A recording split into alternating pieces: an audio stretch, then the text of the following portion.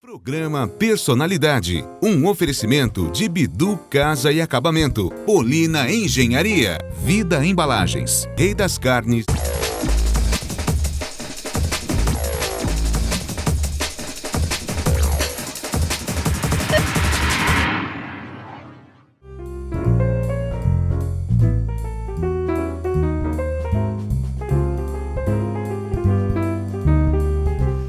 Filha de um grande professor em Sorocaba, uma pessoa queridíssima, professor de português do Estadão, muito famoso, muito querido, de uma cultura além. Vocês já sabem quem é que eu estou falando, né? Filho do nosso querido professor, saudoso professor João Tortello.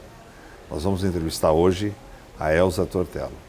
Elza, obrigado, viu, pela sua presença. Viu? Eu é que agradeço a oportunidade. Que é isso. Elzinha, nasceu, desculpa, Elzinha, olha a intimidade, né? Mas todo mundo me chama de Elzinha ou Elzita, que era do meu apelido infantil, né? Elza, você nasceu em Sorocaba? Nasci em Sorocaba. E como é que bairro nasceu?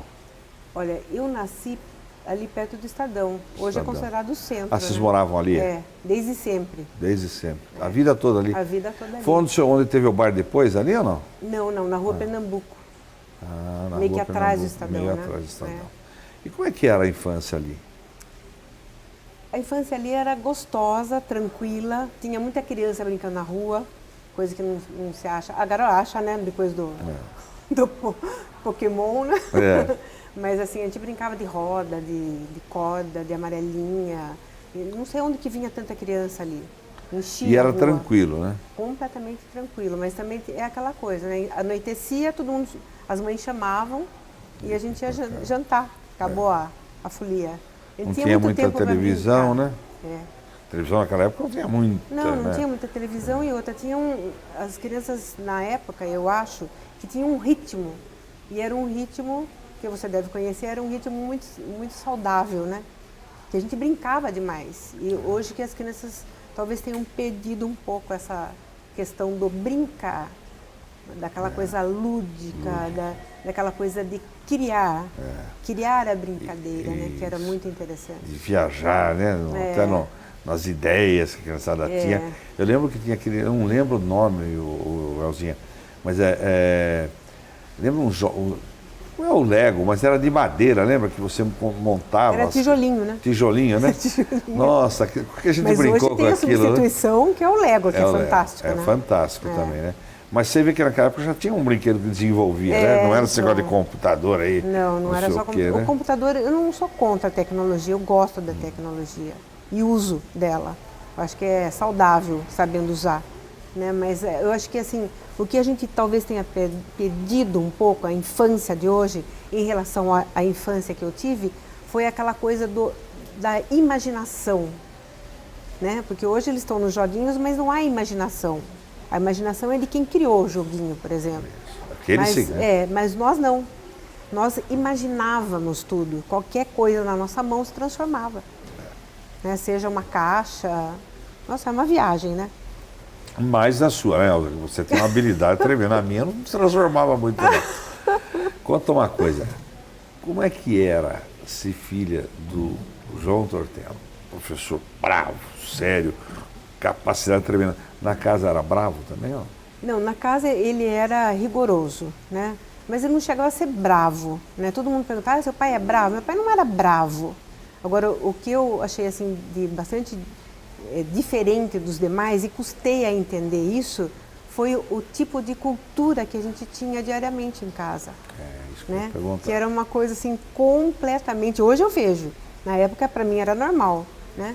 Completamente voltado à cultura. Por exemplo, meu pai, todas as noites, ele lia para nós. Ele lia poesias de autores consagrados.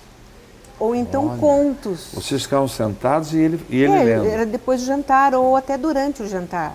Ele lia e todos nós sentados, jantando, a gente bebia aquilo. Para nós era normal, né? Então, nossa, a gente adorava. A gente ficava assim o tempo todo assim pensando e perguntando coisas. E falei, e depois? E, né, às vezes ele sabia longos trechos, por exemplo, de determinados romances, ele sabia decor.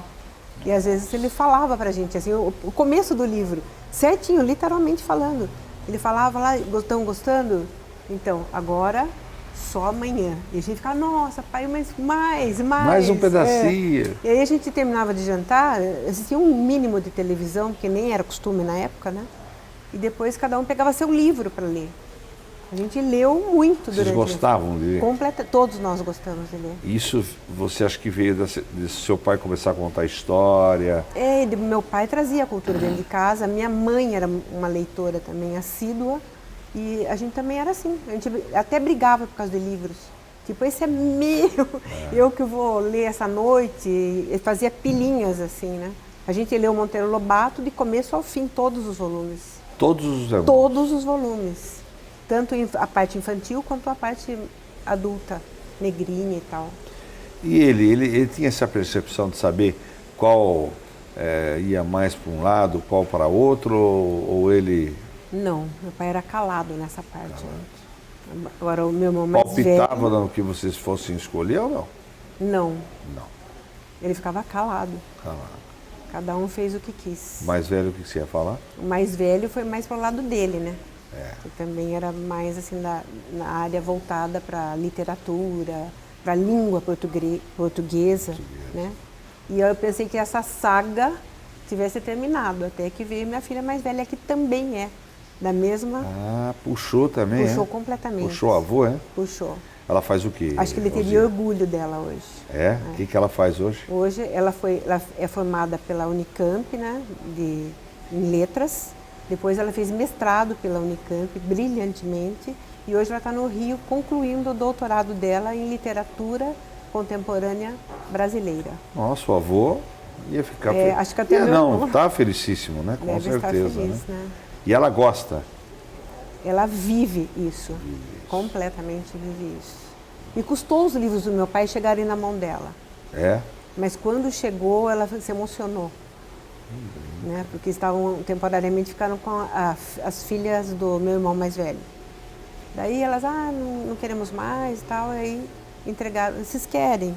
Aí a minha filha foi, pegou os livros, nossa, teve um livro que era do mestrado dela, que nem sei o autor, mas era um livro raro, e quando ela falou, mãe, eu achei isto, né? Ela até chorou, porque ela falou, olha o que o vovô tinha, esse livro tão raro.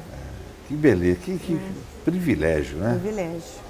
E, por exemplo, o português de vocês, ele corrigia ou já corrigia, por tanto ver ele? Se corrigia. Mas não conta agora não. Nós vamos a um breve intervalo comercial e voltamos já já. Não sai daí, hein?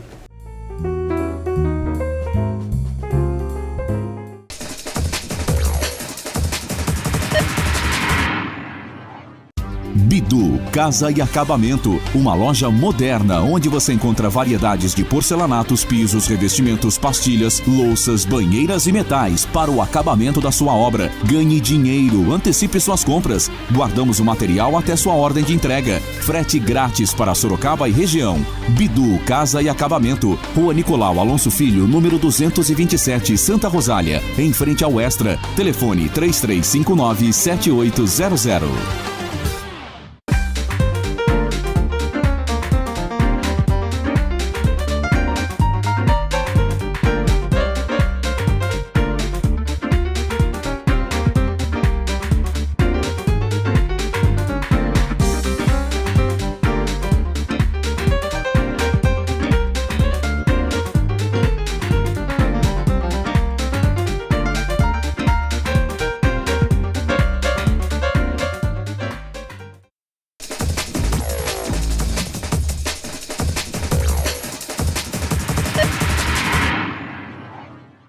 Estamos de volta com Personalidade aqui na sua Local TV, canal 25 da NET.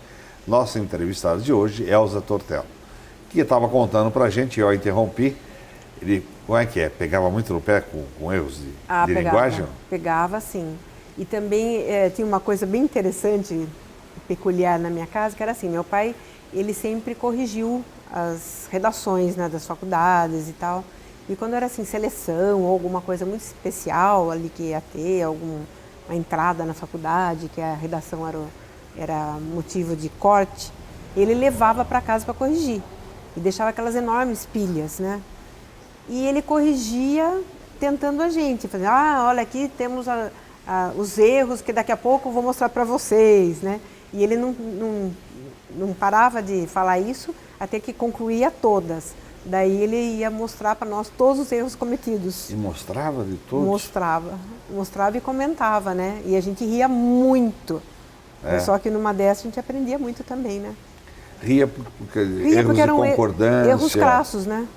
Erros crassos. Eram erros assim que não se cometeria, de concordância, de colocar num plural adequado e tudo isso. Vocês riam, Nossa, a gente adorava. E aí, o que ele falava? Ele falava, agora não. E daí no momento lá ele falava, a gente adorava, era assunto. Esse assunto cultural era o assunto na minha casa. Vocês são os privilegiados. Quantos irmãos? Éramos em 5, hoje 4, né? Mas fomos privilegiados, sim. Né? Porque, e é engraçado que sabe que isso custou cair. É um deleite cair. Isso daí, né? E isso assim demorou muito para eu entender que eu vivia num ambiente assim, porque eu achava que todo mundo vivia nesse ambiente. Lógico. Depois de muito tempo, daí que eu vi que não era assim, né? Porque esse negócio da leitura, por exemplo, não era um hábito de todas as famílias. Eu achava que todas as famílias eram assim. Seus filhos, a mais velha seguiu o avô, lógico, você já falou. Sim. Os outros dois? O meu filho do meio, ele foi para a área da naturologia. É o Davi.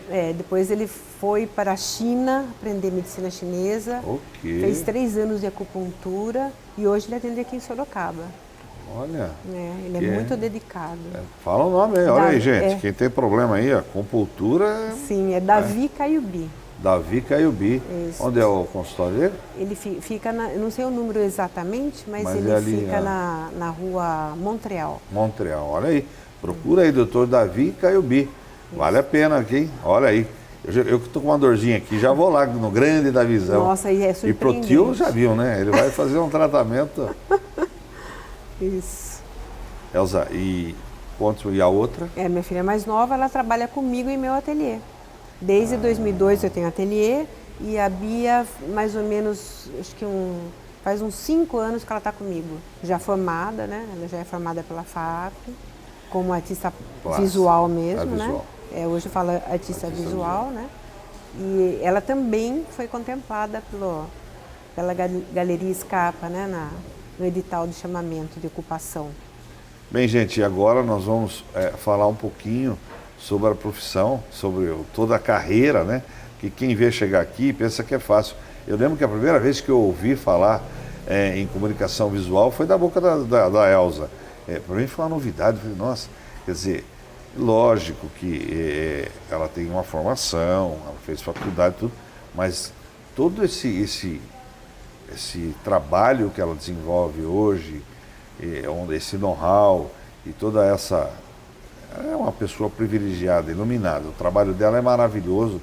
Essa grande artista que ela é um pouco de autodidata também, porque ela isso está na pessoa.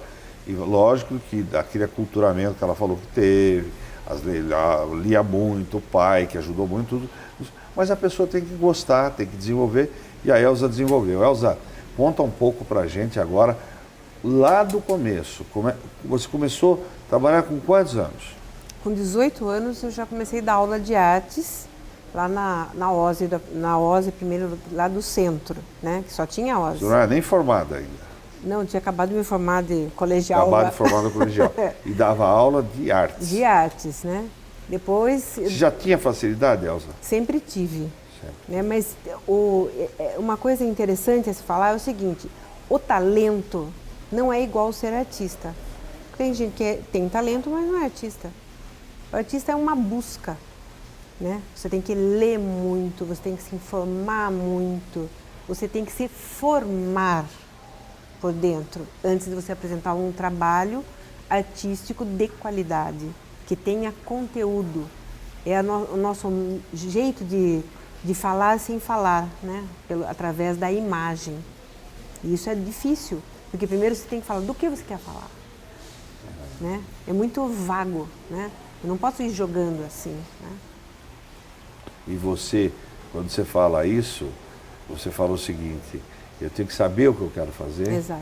Eu tenho que ter conhecimento, know-how, Não é só o dom, né? Não é só o dom. E lá dando aula, às vezes eu penso até que o fato de eu ter dado tantas aulas desde tão jovem me afastou um pouco realmente da arte e produção. Do que você gostava de fazer. Da arte e produção, porque acaba que a gente se envolve completamente no que está fazendo como professora. Porque essa é a minha parte professora. Eu dei aula de artes, portanto, eu me entreguei para os alunos. Agora, quando você dava aula de artes, eu lembro que, além de dar aula, você fazia já muita coisa de comunicação visual, né? Desenhos. As festinhas, desenho, você que desenhava, festa junina, você que meio que coordenava a decoração. Porque eu dava aula de teatro também. Você fez inúmeros trabalhos. Você, inicialmente, depois da OSE, você teve a OSE e o Irapuru, né, os dois. Trabalhei no jornal Diário de Sorocaba. No diário, conta pra gente isso daí. Isso eu fazia. Você fazia o que no diário? Aí eu fazia o suplemento infantil, inteirinho. Desenhava, criava todas as situações do caderno. Você fazia história e desenhava história? Fazia tudo, inteiro. Olha, de cabo a rabo, inteirinho. Dá um trabalho, hein? Muito, mas eu gostava de fazer isso. Porque eu sempre gostei muito de criança, né? Era o mundo e tal, né? Então eu queria até Quanto um personagem. Tempo fez isso? Aí durante muitos anos, mas não sei assim quanto tempo. Parou por quê? Parei porque saí de lá, né? Saiu, e também assim, a gente que trabalha com arte tem muitas oportunidades, né? Você não pode perder, né? Aí continuei, eu gostava de dar aula lá na OSE, aí apareceu o Irapuru, eu dava aula nos dois. Teve uma época que eu dava aula no SESI também, que foi uma experiência totalmente diferente, né? Porque daí já não era uma escola particular, é um outro tipo de público que me agradou muito. O pessoal lá do SESI era muito carinhoso, não que os outros não fossem, mas diferentes, né? Certo. É outra. Aí assim, eu me dediquei muitos anos no Irapuru, como você sabe, né? Dei aula sem dúvida, para os seus filhos e tal, todos eles. Todos passaram pela tia Elzinha. Tia Elza, é verdade. Tem alunos que vão no meu ateliê até hoje e me chamam, tia Elza. Tia Elza. Mas eu gosto, não acho ruim, acho legal demais. Eu também. Todos os seus filhos, os amigos, tio Perdiga. E é gostoso, né? É gostoso, sim.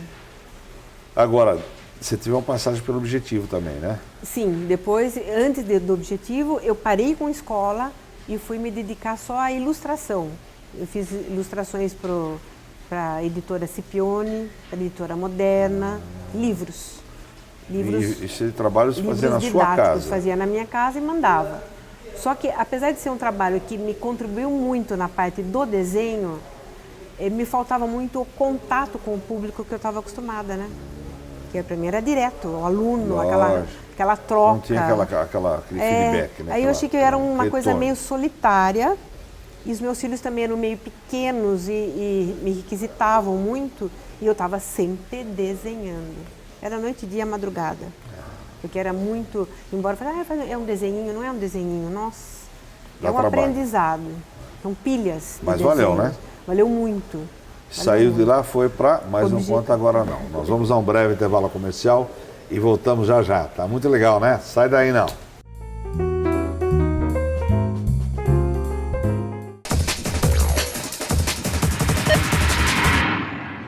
Estamos aqui no Centro Empresarial Metropolitano, um empreendimento além do tempo.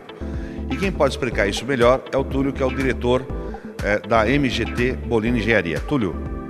Perdiga, nós estamos aqui fazendo mais esse lançamento, é o Centro Empresarial Metropolitano, são 164 lotes empresariais na zona mais nobre de Sorocaba, a zona industrial, logo na entrada da região do Éden. São apenas 164 lotes. Temos um grande diferencial nesse loteamento: fibra ótica, portaria, centro administrativo, centro de operações. Isso daí é um grande diferencial que nós temos desse empreendimento em relação aos outros existentes em Sorocaba e região. Sem dúvida, é um empreendimento que, com esse centro administrativo, ele tem refeitório para 200 pessoas, salas de reuniões que podem ser utilizadas para treinamento, sala para 8 pessoas, 10 pessoas, 40 pessoas. Temos também anfiteatro para 100 pessoas. Isso dá um grande diferencial. Sobra mais a área produtiva. Ele fica extremamente focado dentro do seu próprio negócio. Isso daí é um dos grandes diferenciais. E temos também a fibra ótica, última tecnologia no mercado existente. Isso é um excelente negócio. E o plantão de vendas, como é que vai funcionar, Túlio? O plantão de vendas fica na Avenida Independência 2060. Estamos com a empresa Romão Imobiliária para ajudar nós a fazer essa comercialização dos lotes. Mais um empreendimento de sucesso da MGT Bolina Engenharia. Você conhece o Porto São Pedro? Faça uma visita e entenda por que ele está sendo considerado uma das melhores concepções de residencial de campo do Brasil. Fica aqui perto, no quilômetro 85 da Castelo Branco, entrada pelo Jockey Clube de Sorocaba. O Porto São Pedro te garante uma visita inesquecível. Aprecie o capricho em cada detalhe. Sinta o clima europeu e tenha a felicidade desse empreendimento estar aqui perto. Condomínio Porto São Pedro. Estamos de volta aqui na sua Local TV, canal 25 da NET. Nossa entrevistada de hoje, artista visual, Elza Tortello. Elza, estava perguntando para você se teve uma passagem também pelo Objetivo, né? Isso. Depois que eu abandonei essa parte de só ser ilustradora, aí eu voltei para a escola, que seria o Objetivo. Lá eu fiquei bastante tempo, acho que uns 12 anos.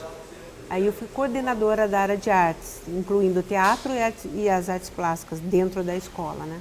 Fiz muita coisa legal, bacana lá. E daí? Depois disso, em 2002, sincronicamente ainda com o Objetivo, eu abri o meu ateliê de arte que eu tenho até hoje, né?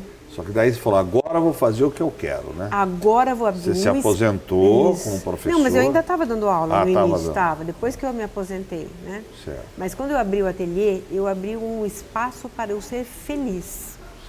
Essa era a ideia.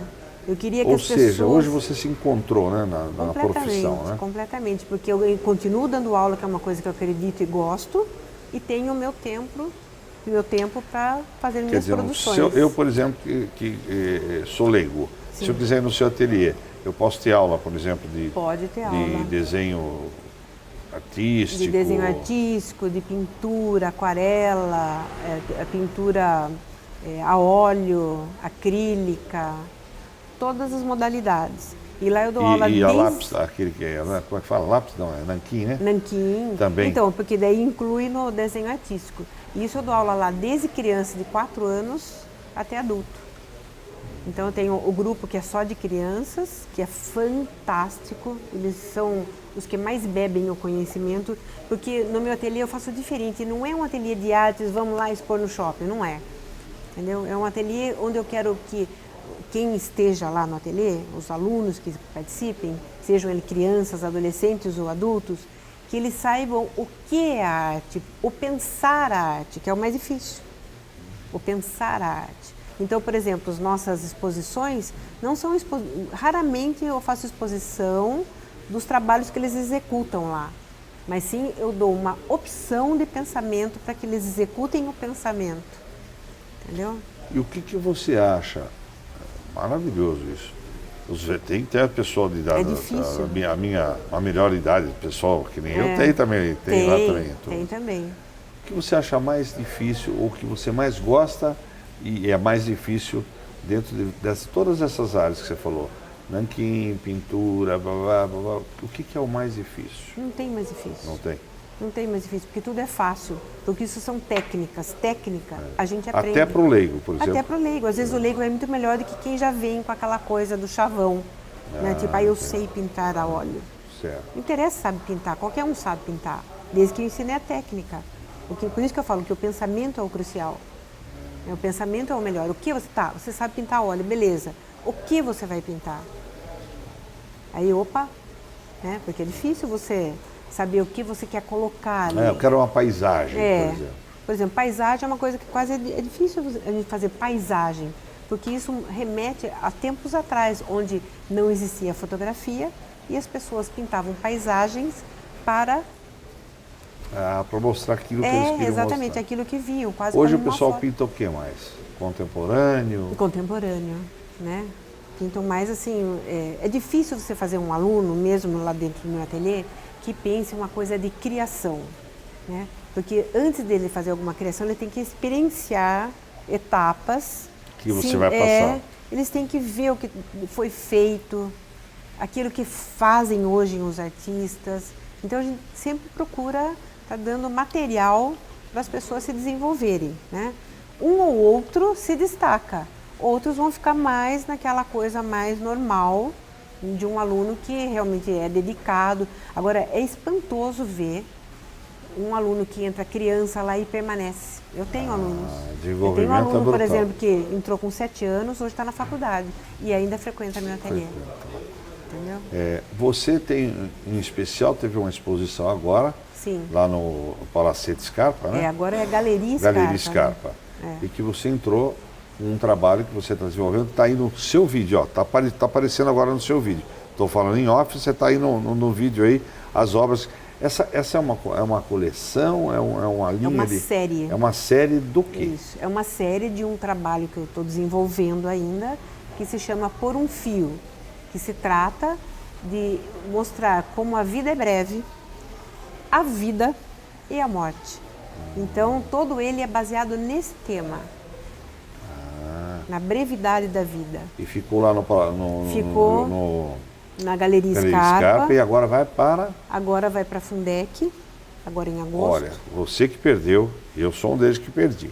Não podemos perder agora em agosto na Fundec, vai estar essa exposição dela lá. Nós temos que ir lá, vale a pena. Eu estive dando uma olhada aqui, vocês não acreditam coisas lindas. Vocês viram no vídeo aí, essa que ela está falando da... Por um fio. Por um fio. Que tem sempre a linha da vida. E fora isso, você pode ter o prazer de encontrar com ela lá, bater um papo, conversar, e deve ter outras obras lá expostas. Vamos lá, hein? Fundec agora em agosto. Alzinha, eu ficaria com você, que horas, tão gostoso. As suas obras, que eu vi aqui, a coleção Por um Fio aqui, está maravilhosa. Mas nosso tempo é curto, eu queria, antes de terminar o programa, fazer um bate-bola com você rápido. Pois não. Que pena que está se esgotando. Elza, família. Família, uma das coisas mais importantes da nossa sociedade. Sucesso. Sucesso é aquele sonho que a gente busca e conquista. Um momento inesquecível. Acho que momento inesquecível, acho que foi, infelizmente, é feliz, né? Mas foi logo depois que minha filha mais nova se acidentou e que eu a trouxe para casa depois de um tempo de hospital. Um ídolo? Não tenho ídolos. Não. Uma música? Eu gosto de MPB. Eu gosto muito das músicas do Chico Buarque. Chico Buarque. As letras das músicas. Uma viagem? Europa. Europa. Um sonho? Um sonho? Ter o tempo de vida necessário para continuar a minha obra. Eu quero muito fazer arte mesmo, produção. É nisso que eu estou empenhada hoje. Quem é Elza Tortello? Esta pessoa aqui na sua frente, que tem muito sentimento. Eu me considero uma pessoa sensível, que vê o mundo e tenta decifrá-lo. Esta é Elza Tortello, grande mãe, grande filha, grande professora, grande artista visual, uma pessoa queridíssima, não só pelos alunos, como por toda a cidade e, com certeza, uma grande personalidade. Amor daquela vez como se fosse a última. Beijou sua mulher como se fosse a última. E cada filho seu como se fosse... Você assistiu o programa Personalidade. Um oferecimento de Bidu Casa e Acabamento, Polina Engenharia, Vida Embalagens e Rei das Carnes.